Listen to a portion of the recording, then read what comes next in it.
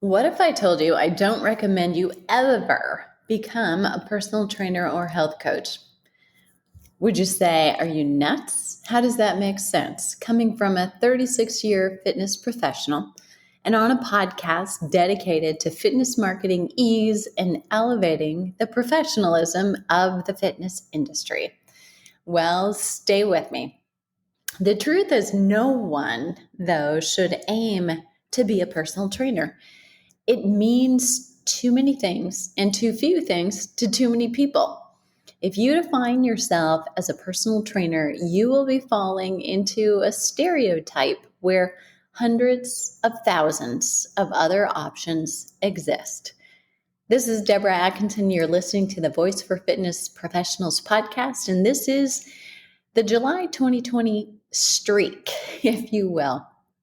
It's a challenge that I've given myself to give you 30 days in a row, whether I like it or not, whether I want to or not, whether I really feel like I have an idea that is new, unique, and of value enough to ask that you listen and give me your time.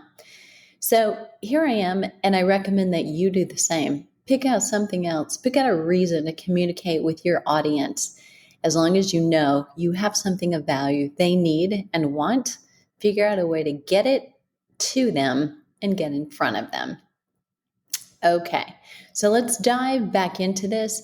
This is probably going to go without saying because you're going to realize when I give you my examples, the Flipping 50 Fitness Specialist sponsors this episode. I'll link to where you can learn more about that in the show notes. But especially if you are a female trainer looking for a niche that is still very, very actively looking for support, this is your episode. Okay. For a short time longer, at least that, there are hundreds and thousands of them, personal trainers and health coaches. Even when those who won't do the consistent job of showing up, doing the things that successful people do, you will still have some competition. Your goal is to eliminate it by setting yourself clearly and distinctly apart.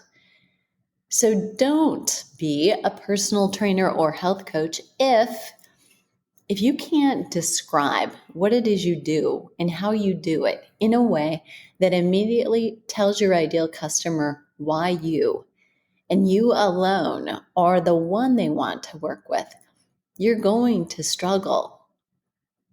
Right now, we all need to make the road as obstacle-free as possible. So you're not, get this through your head, repeat after me, you're not a Pilates instructor. You're not a yoga teacher or a boot camp leader or anything else that puts you in a group of nobodies. In this podcast, I'm going to walk you through examples of a list of questions or a list of responses to those questions. But what I want you to do is go through this with me, get something to write with, and get some paper to write it on. And if you love your keyboard, I guarantee you that you really want to tap into your creativity, and you can only do that by putting pen or pencil, I don't care which, to paper when you're brainstorming. So here we go. Don't be a personal trainer without answering these. What value do you offer? So you may want to jot these down really quickly or replay this later and then pause and write your answer. What value do you offer? What do you do?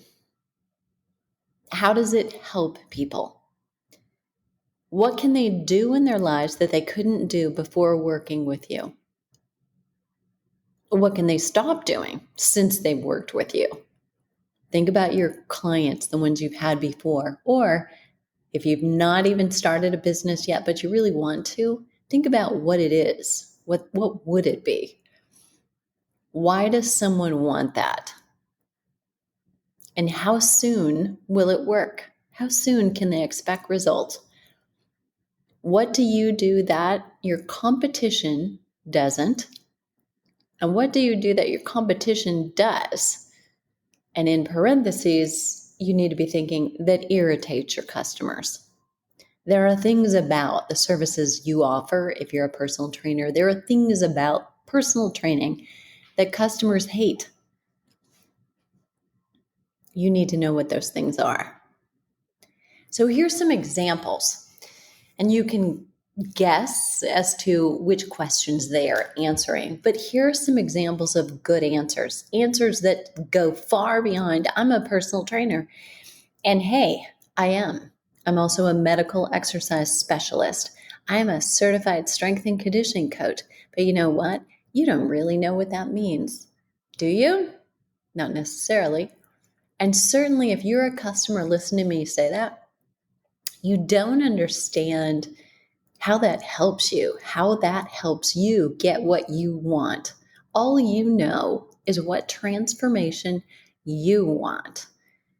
It's your job, yours and mine, to relay the words and the message to them that tells them exactly why your background is even important. But your background may never come up in the conversation.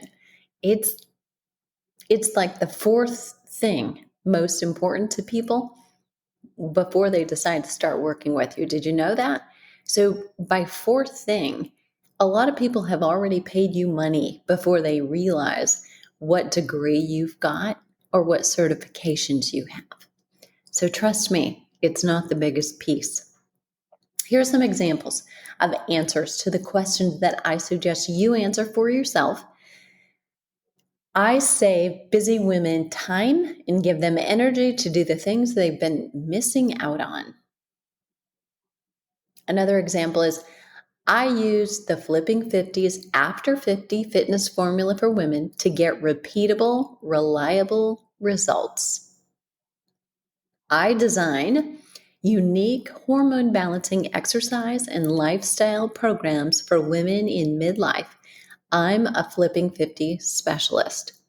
So, in that example, that's when you want to pay attention to. So if you are going to use some kind of a title, you want to use something like, I'm a medical exercise specialist, because that does carry some weight.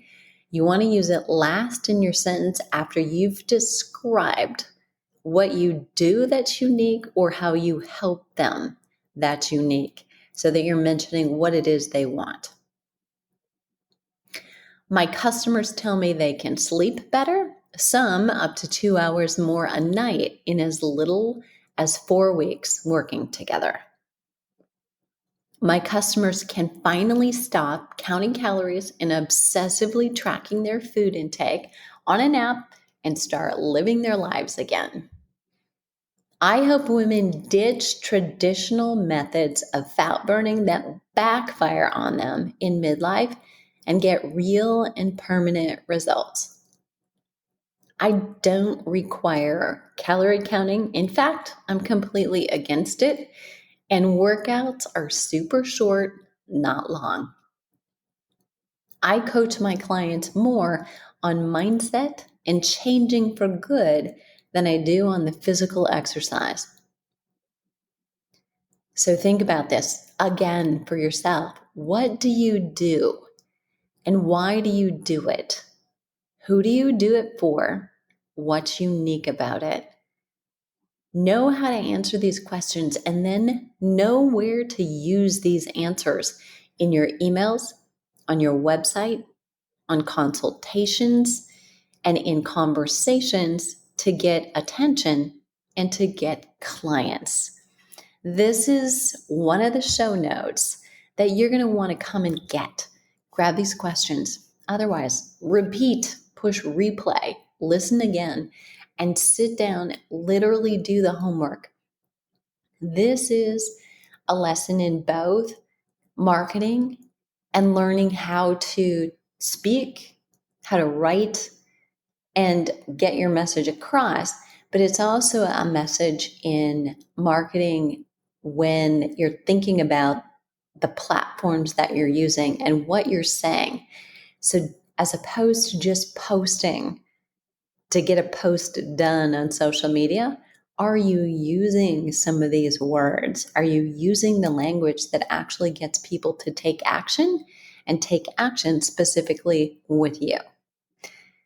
So don't be a personal trainer or a health coach. What to do instead? That's the whole message. You may give yourself a title or a label, but remember this, people really don't buy titles or labels. They want service, and they want it from a person that they identify with as offering value for them. What are you waiting for? The world right now needs fitness, health, wellness, and a strong immune system more than they ever have. And in this next episode, I'm going to be sharing how you can make more money right now. In fact, I challenge you to make $1,000 more this week. So stay tuned for that one.